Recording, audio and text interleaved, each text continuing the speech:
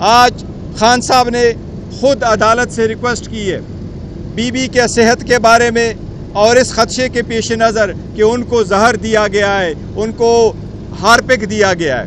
جج صاحب نے آج آرڈر کیا ہے کہ شوکت خانم کے ڈاکٹر کی موجودگی میں بی بی کے کل 12 بجے ٹیسٹ بھی ہوں گے اور اس کا فزیکل معائنہ بھی ہوگا، اور شوکت خانم کا ڈاکٹر عاصم صاحب آگ اسلام آباد کے جس ہاسپٹل سے کہیں گے وہاں سے ان کے ٹیسٹ بھی ہوں گے۔ ہم امید کرتے ہیں کہ اس پہ عمل درآمد ہوگا۔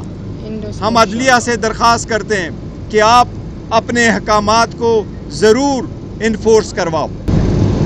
جی پلیز۔ ایک اثر تو یہ ہے کہ کچھ مذاکرات ہو رہے ہیں، بیہائنڈ دا سین کچھ مذاکرات بھی ہو رہے ہیں، لیکن دوسری جانب جو اسٹیٹمنٹس جو بانی پی ٹی آئی کی ہم نے دیکھی گزشتہ سماعت میں بھی آج بھی اس طرح کی انہوں نے اسٹیٹمنٹ دی، انہوں نے براہ راست جو ایک پاور شخصیت کو مخاطب کر کے کہا کہ میں آپ کو کبھی معاف نہیں کروں گا۔ تو اس سے یہ کیا تاثر ہو رہا ہے کہ ایک طرف یہ کہا جا رہا ہے کہ مذاکرات جو ایسے میں کیا مذاکرات واقعی ہو رہے ہیں یا کہ دیکھیں مذاکرات کا بار بار سنا جاتا ہے، اگر مذاکرات شروع ہوئے ہونے تھے اور جس کے ساتھ ہونے ہوں گے تو ہم کبھی آپ سے چھپائیں گے نہیں، ہم آپ کو انفارم کریں گے کہ آج مذاکرات ہو رہے ہیں، اتنے گھنٹے کی میٹنگ ہوئی اور فلاں بندے کے ساتھ ہوئی ہے۔ ہم نے کوئی چیز چھپانا نہیں ہے تو ہم مذاکرات کیوں چھپائیں گے؟ تو اس لیے کوئی مذاکرات نہیں ہو رہے۔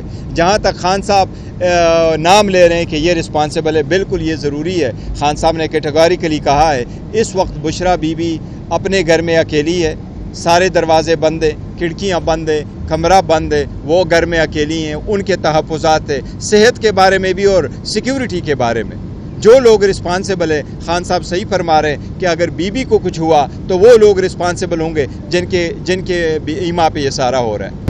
ایک جانب آپ مذاکرات کی تردید نہیں کر رہے کہ کسی قسم کے پس پردہ اگر مذاکرات ہو، اس سے کل بھی ہم نے وزیر اعلیٰ خیبر پختونخوا سے پوچھا، انہوں نے بھی کوئی تردید نہیں کی، انہوں نے کہا ہم کوشش کر رہے ہیں۔ ایک جانب یہ صورتحال ہے، دوسری جانب یہ صورتحال کہ خان صاحب مسلسل چڑھائی کر رہے ہیں افواج پاکستان اور ان کے سربراہ پہ۔ کیا ایسے میں آپ سمجھتے ہیں کہ مذاکرات کسی نتیجے پہ پہنچ سکتے ہیں، یا جو خان صاحب کا جیل کا بیانیہ ہے وہ درست ہے یا پھر آپ کی بات؟ دیکھیں وہ ہم ہمیشہ یہ کہہ رہے کہ ڈائلاگ ہونے چاہیے، ہم تو یہ نہیں کہہ رہے کہ ڈائلاگ کا راستہ بند ہے، پر ان کا کوشچن یہ ہے کیا اس وقت ڈائلاگ ہو رہی ہے، بات ہو رہی ہے؟ ہماری جو باتیں ہو رہی ہیں پولیٹیکل پارٹی سے وہ تو ہم کنفرم کرتے رہتے ہیں آپ کو کہ یہ ہماری 6 پارٹیوں کے ساتھ الائنس ہو گیا، باقیوں کے ساتھ بھی کوشش کریں، ان کے ساتھ ہماری ڈائلاگ ہے یا کوئی بات چیت چل رہی ہے۔ ہماری حکومت کے ساتھ پاکستان پیپلز پارٹی PMLN اور MQM کے ساتھ کوئی بات چیت نہیں چل رہی، ہماری کسی ادارے کے ساتھ کوئی ڈائلاگ اور بات چیت نہیں چل رہی۔ جہاں تک اس بات کا تعلق ہے تو خان صاحب نے آج تک کبھی بھی فوج کے خلاف ایک لفظ نہیں بولا۔ خان صاحب کا اسٹیٹمنٹ یہی ہے، فوج بھی میری ہے، ملک بھی میرا ہے۔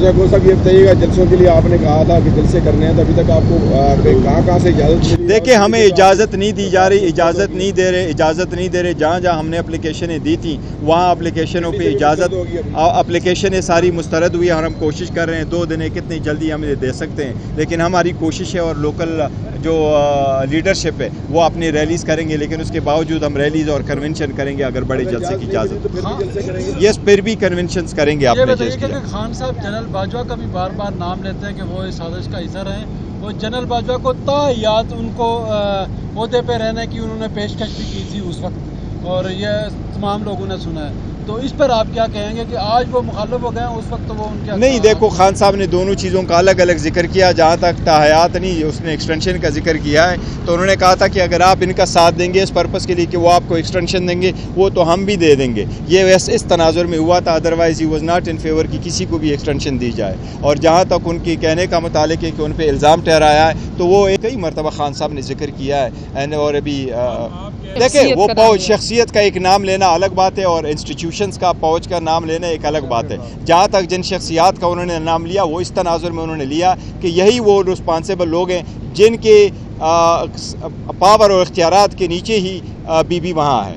تو اس لیے اگر ایک مریض یہ کہہ رہا ہے، ایک جیل میں رہنے والا ایک عورت آپ کو کہہ رہی ہیں، وہ فارمر فرسٹ لیڈی آپ کو یہ کہہ رہی ہیں کہ اس کو یہ شک نہیں، اس کو یقین ہے کہ اس کو زہر دیا گیا ہے اور آپ اس کی ایگزامینیشن نہیں کروا رہے. آج خان صاحب نے خود کہا ہے 4 مہینوں سے ہماری درخواست ہے کہ خان صاحب کی ڈاکٹر آئیں گے، ان کی میڈیکل چیک اپ کراؤ. وہ 4 مہینوں سے وہ ڈاکٹر کو نہیں آنے دیا جا رہا. تو اس سرکمسٹانسز میں یہ کہنا بالکل بجائے کہ یہ ہمارے ساتھ زیادتی ہو رہی ہے اور ہم حق رکھتے ہیں کہ جو اس سے صحت کو نقصان ہو جاتا تو وہ لوگ رسپانسیبل ہوں گے.